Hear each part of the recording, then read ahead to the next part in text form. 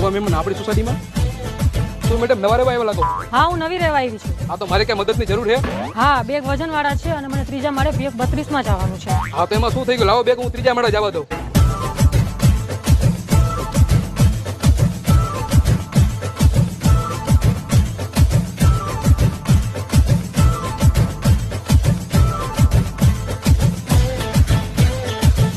હા બેબી, તમે ક્યારે આવો છો?